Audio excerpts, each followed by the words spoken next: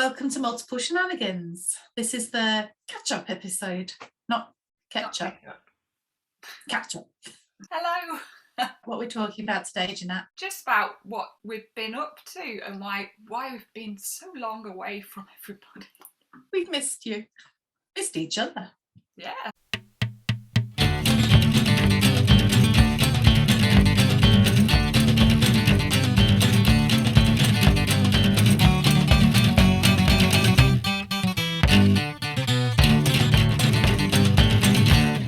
Welcome to a long overdue Multiple Shenanigans. It has been a while. So we thought we'd call this one Catching Up, because there's a lot to catch up. If I remember rightly, you were about to do a comedy festival. How did that go with all your energies and everything? I'm not going to lie, it was hard. I got to the venue and I forgot how to work equipment, and I've just forgotten how to do everything. And my executive skills are now pretty poor. so I did have a little bit like, oh shit. But it happened. It's good to do stuff. We did a musical sing-along, which was glorious and really enjoyed it. That was brilliant. All the acts were dead good. So I don't want to be a downer on it, but it was a little bit more difficult than before. Do you think that's that not being so familiar with it and then having to relearn when your brain was already overloaded from exhaustion? Yeah, and I'm sure everybody's doing it a little bit with like, we're in the world again. You've done a massive old moving house. I have. I went to France with my friend because she lost her mum and we were collecting her stuff from the south of France. So we drove down in my little van, but we stopped on the way so we weren't overdoing it because we both have conditions. She has AS, I have MS. It's all the S's in the car.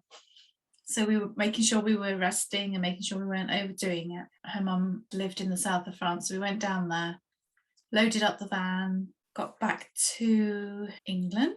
The plan was to drive up to where Sarah May, my friend, lives on a boat, so to drive up to where her boat was moored, sleep overnight, and then take her car and my van up to where we were emptying the stuff in the Peak District into her friend's garage. Then I was going to go home. All very simple and straightforward. So we just left the M25 and got onto the M40.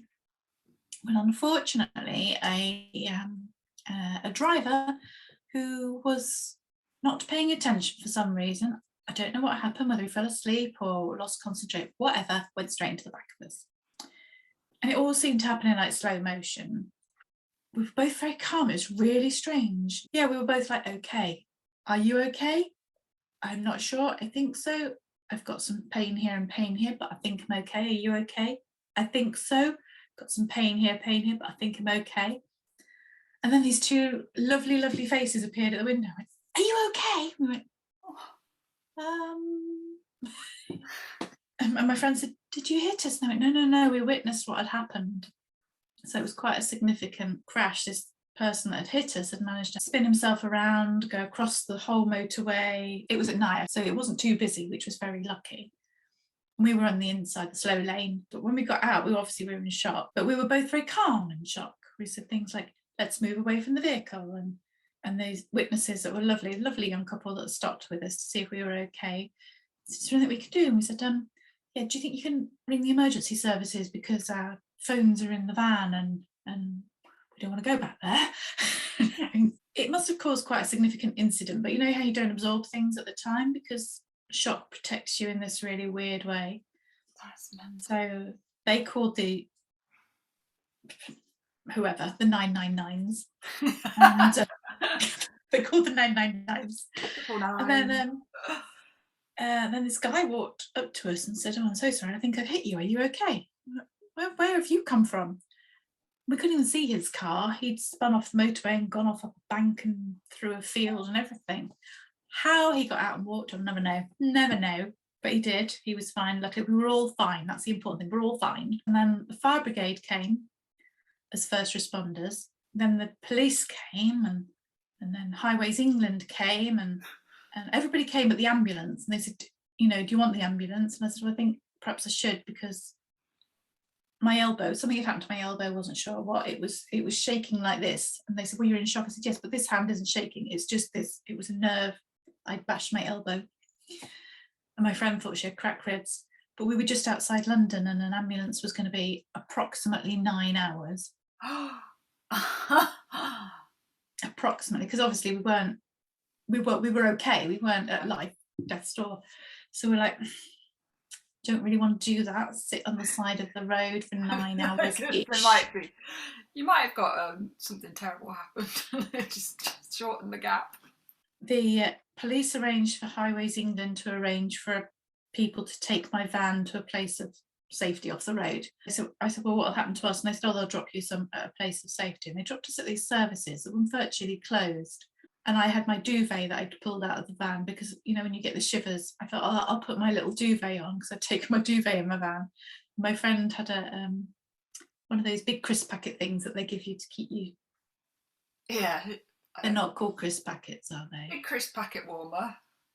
She had a big crisp packet warmer, yeah, cheese and onion flavour, it was green. So we like walked into the services, and the first thing that's happened is the man said, don't sit down. What? You can't sit down in here. Well, we've just had an accident, we just need to, it's about 2:30 by this point. We just need to sit down and, well, you can't sit in here. So I just went and sat down anyway. My friend was trying to explain, but we've had an accident, we need to sit down. So eventually they decided we could go and sit in the other corner because they had all the tables and chairs and things stacked up, and they were more concerned about cleaning the floor, that we might make it messy. People are so stupid. You've got to learn to just deviate slightly from the plan sometimes. Sometimes it helps. So we sat there, and you know when you got car insurance, you think, well, that's okay because we're all covered. So I rang my insurance and they said, where's the vehicle? And I said, oh, well, the Highways England took it to a place of safety. And they said, okay, that's fine then. I said, well, what about us? We're 4 hours from anywhere that's any good to us. And they were like, oh, well, can you get someone to collect you? I was like, well, not really, no, because they would have to drive at 2 o'clock in the morning, 4 hours to get us and then 4 hours back. So that's not really feasible, is it? Oh, well, you'll just have to sort yourself out and claim it on the insurance. Like, well, not what you need at that point. So that was quite an eye-opener. So we rang the AA because I was in the AA, and they said, where's your vehicle? And they said, well, because you're not with your vehicle, we can't. If we'd stayed with the vehicle, they could take us home. If they could take the vehicle off the road, they'd take us home. If the insurance had taken our vehicle off the road, and they would have taken us home. But because Highways England took our vehicle off the road, nobody was responsible for us. So Highways England dropped you in it. Yeah, well, that's because the police told them to do it. Because please. When you're absolutely in shock, yeah, you've got insurance, but it's not the first thing you think is, I must ring my insurance company. You're sitting there thinking, is my elbow broken? Has my friend punctured her lung? You know, these things are like priority in your head. It's a real eye-opener learning experience. If you're ever in an accident, anybody, try and ring your insurance company or get someone to ring your insurance company or somewhere else, or make sure they're going to take you home. So we sat there for 2 hours, like ringing different people. Like my friend had a breakdown, so we rang her breakdown. They went, but the vehicle's safe, so we can't take you. So we've got comprehensive car insurance, 2 lots of breakdown cover, all of which is to take you in your vehicle and take you home. But if the vehicle's already been moved, nobody takes you home. Wow. So I think, especially for people with disabilities and things, it's really important to know these things, because I didn't know that. Yeah, it's not like you're at a service station, you can't just nip on a bus. No. And it was 2:30, nearly 3 o'clock in the morning by this point. And it got to 3:30 and we were saying, well, where are we? Let's be logical then. Oh, they said, can you stay at a hotel? Well, there was a hotel attached to the services, fully booked. I mean, who spends Thursday night on the A40? Come on. We go, okay, where are we geographically? Let's work out where we are and who that we might know that's nearest. And I suddenly realised we were quite near where I'd gone to school. I'm not that far away. So my best friend from school, Sam, bless her, was my hero. I shout out to Sam. I said, I can't ring Sam at 3:30 in the morning. I said this at 2:30, but by the time it got to 3:30, I went, I'm going to ring Sam. I went, hi. She went, hello, are you okay? Yeah. little bit of a pickle. Me and my friend are at Beaconsfield Services, which is about like 25 minutes from her. And my vehicle's just been written off and they've just dumped us here. And she said, bless her, she said, right, are you going north or southbound? North. She said, right, I'll be there in about 25 minutes. And she did. She got out of bed, got dressed, came rescue us, like put us. By this point, we were much more in shock. We were just like zombies because we were like, nobody's helping us. We've tried everything. That man wants us to leave the services. We were just like, she took us home. She put us to bed. She gave us blankets in the morning. Bless her. She was brilliant. She was brilliant. And she said in the morning, she said, well, there goes my day in. Sorry, Sam. And her husband had the day off. They were going to have a rare day off together, her and her husband, bless her. Because her daughter had just gone to university, son was at school, and they were going to have a day together, celebrate. They spent their day off taking me and my friend to get a hire van, and then driving with us to where my van was in the where they'd been dumped in the rescue place, the breakers place, transferring all the stuff from my van to the hire van. And I should say it was mostly Sam, because Sarah May thought she'd cracked a rib. My elbow didn't work, and her husband had a neck injury. Oh God. She's a superhero, my friend Sam. Yeah. And then waved us off. And she said, lovely to see you. Don't leave it so long next time. A little bit later in the day and a bit more notice. Oh my Lord. It was so good. But, you know, if she hadn't been there, I think we'd have still been sat there because we couldn't, you know, we did ring a taxi service, all the local taxi numbers we found, and said, could we have a taxi to Nottingham? And they said, yeah, £500. It's like, and you know when somebody's taken the mick, don't you? That was just ridiculous. I mean, I know for a fact that you can hire a limousine from Nottingham to London for £250. So, you know, a taxi for £500. I love that you know that. And then when I said to him, oh, we'll need a receipt, you know, we'll have to add VAT, that'll be about £570 then. It's just picking numbers off the top of his head. That's lost. Yeah, so that was going to be an uninsured journey. Clearly, that wasn't on the books. That was crazy. So we're like, we're not going anywhere with them. Now, weirdly, health-wise, I just expected to crash. Also, the house that I was buying was all going through, so my purchase went through. So I got the keys 2 weeks after getting back into the country, and then I had to do lots of sorting things out and everything at the house. So it was just lots and lots of stuff. But the adrenaline from the accident, I think it was, has kept me going, because I just expected to completely crash. And I've actually been so far better physically than I have for years. Wow. Since the accident, which is weird. Apart from obviously the aches and pains and the physio that I've had on that and on my ear, but you know. Oh my God. So yeah, so that was all a bit traumatic. Also, if you're moving house, it's really helpful if you've got a car. Ideally if you've got a van, but if you've not got a van, you have to buy a car really quickly and you go for the cheapest one with a year's MOT. Think about it, if like me, you buy a Panda, which is the smallest car on the planet that you can't fit boxes in. But you know, it's fine. I'm here to tell the tale, so that's the important thing. Whew. So that's why we've been on a break. Yeah. Yikes. Yeah. How was your Christmas? Well, it was all right. It was nice on Christmas, but then, unfortunately, our little Chip died. Yeah. So sorry. Yeah, I'm still like, oh. This is your little cat that had been going for chemo. Chemo? Yeah, so he was doing really well, and so I was just thinking, yeah, he's going to have a few more years, and then he just took a turn for the worst. I can hardly even talk about this. And they said, oh, because we stopped eating, and I thought, oh, take him back to his next appointment. And they were like, oh, I think it's come back, because they could feel his little kidneys again. Took him in, he had to stay overnight and have tests and stuff. And they said, oh, it has come back. He can go into something called, I think it was the rescue protocol. I was like, yeah, let's go for that. So he went onto that, and then brought him back, and he just wasn't good.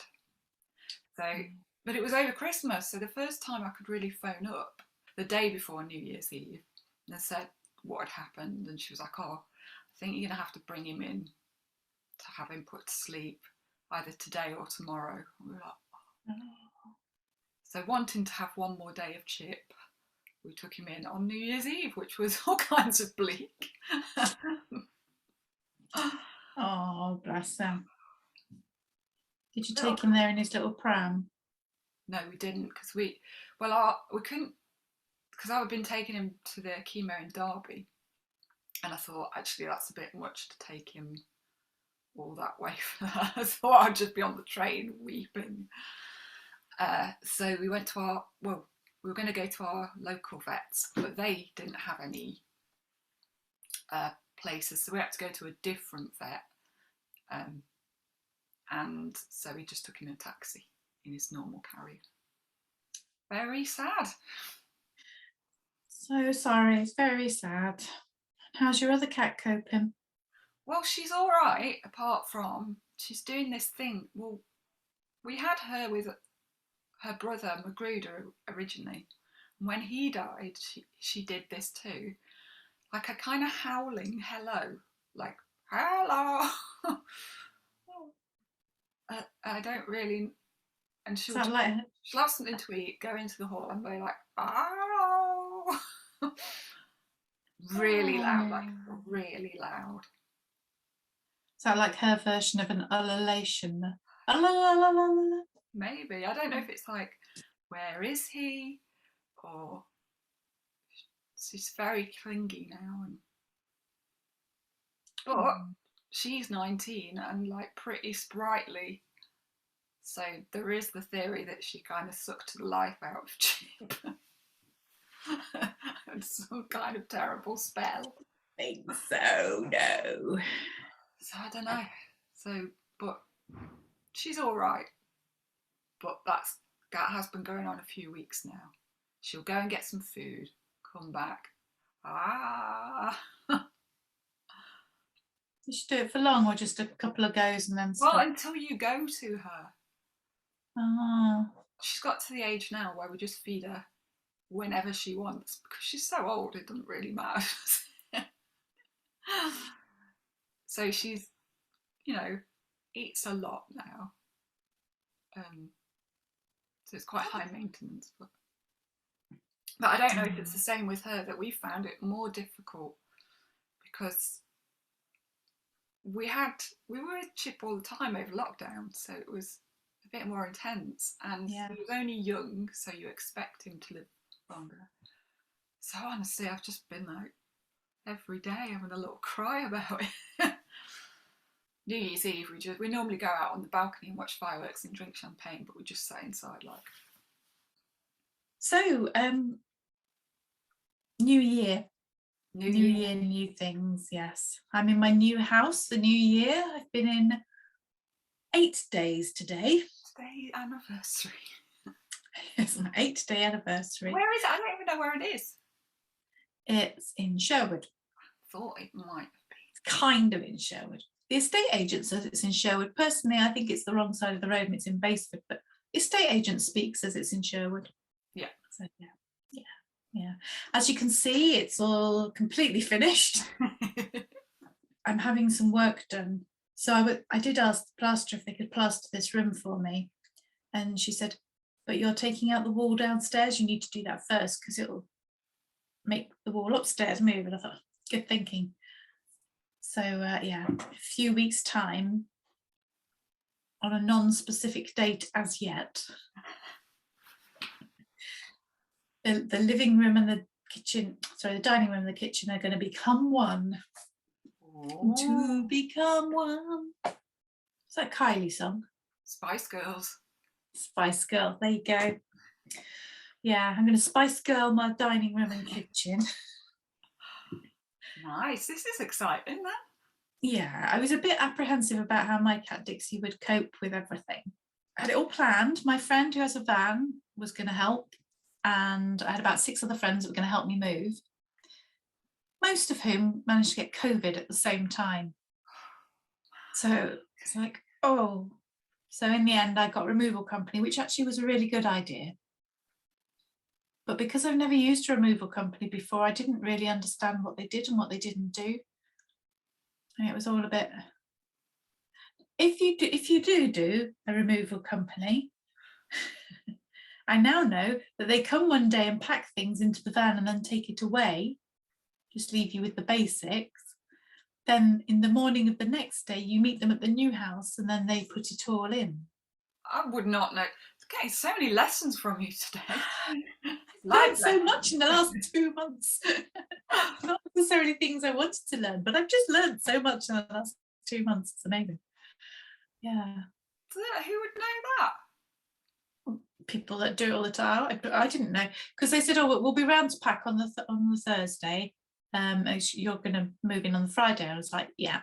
So I presumed they like pack it, but then I thought they'd come and get it on the Friday. No, but they pack it in the van and it all goes away.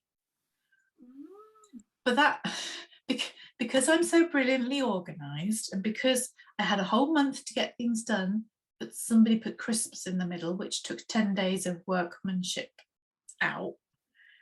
The day before I moved in, the Thursday, packing day, I actually had 16 people in my new house. I had 3 electricians, 3 plumbers, 2 carpet fitters. No, yeah, 2 carpet fitters, and somebody else, I can't remember. But then at my other house, the packers were packing. So I couldn't be in 2 places at once because I hadn't kind of realised how this would. I didn't really get it. So consequently, all these boxes arrived at my new house, but I didn't know what was in them.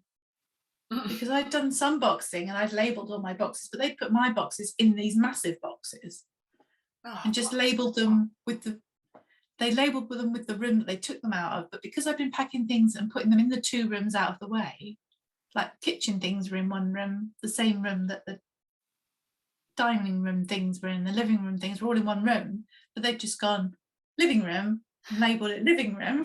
What a well-stocked living room she has. Yeah. Everything in here. Everything. So yeah, it was all a bit. And the moving morning, my friend that was definitely coming to help me had to go to hospital the day before. You know, when you're not very well and you have friends that are not very well, it's really a bad idea. I need to go out and cultivate some healthy people. Where are the healthy people? So I just woke up in the morning and I had another friend that was going to come in the afternoon. I just rang her and said, "Is there any chance you can come in the morning? I'm feeling a bit overwhelmed." And she was brilliant. So she was one of my colleagues that I used to work with, the A team. There's a group of us who we go on holiday and we eat at each other's houses like quarterly and things like that. Oh. And she said, "Yeah, no problem." And then I got this message going, "Di and Tony are coming as well. We'll all be there in half an hour." And it was like, whew. And then my other friend arrived she'd been to the hospital and she came over the next morning.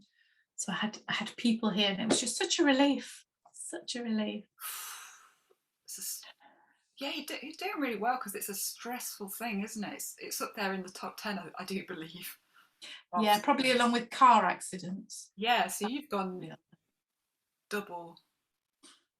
And you know, from the car accident, apart from the being dumped at the side of the road, the most stressful thing about the whole process was the insurance company's online site. Because you had to fill in all these questions and then send it, but every time it wiped all the questions out. So then you press send and then they say, "You've sent us a blank form." But it was full, but I pressed send. And this was going on for like weeks and it was absolutely driving me insane. It really was. That's the worst. It's really hard remembering all the things in the order that they happened. So I was writing everything down and keeping notes everywhere, but But I had so many places that I'd written these notes, I was just lost the plot quite a lot. Anyway, I'm in my new house. I've got a new vehicle. My cat, she'll does anything. She loves it. Wow, well done, Dixie. Yeah, she's done really well. I'm surprised she's not come zooming, you know, how she likes zooming, but she's next door asleep on her chair that she's decided is her chair, the one that's in the sun. Nice. Smart lady. Oh. Yeah. She's just got to the point that she's actually thinking she'd like to go out now. It's like, no, not going out exploring yet. No, not yet. Not yet. Oh, good though. I'm just changing the subject here. We were supposed to have a gig on Friday with Rhymes, our first one of the year, and it was cancelled due to COVID. Boo. Boo. We are supposed to have shows at the Leicester Comedy Festival in February. Who knows? Fingers crossed.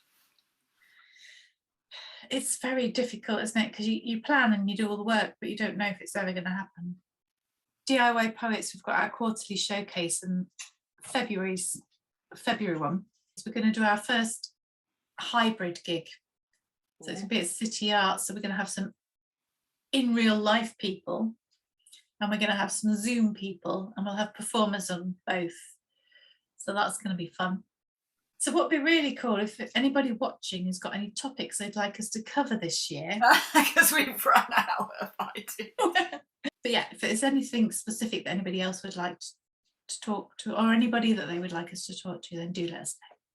Have you had any incidents apart from not getting stressed? That's a good one. I nearly choked on, I think it was a cracker. Oh no. I felt like I should go and ask about that. Because I know people can generally do that, but you know, when you feel like this is something, because I do have like swallowing problems, and I can, because we do, it sounds stupid, but doing a lot of singing in Rhymes, there's certain times where I can feel that there's a weakness going on. So I had a bit of that, and then I choked on a cracker, and I thought maybe I should check this out.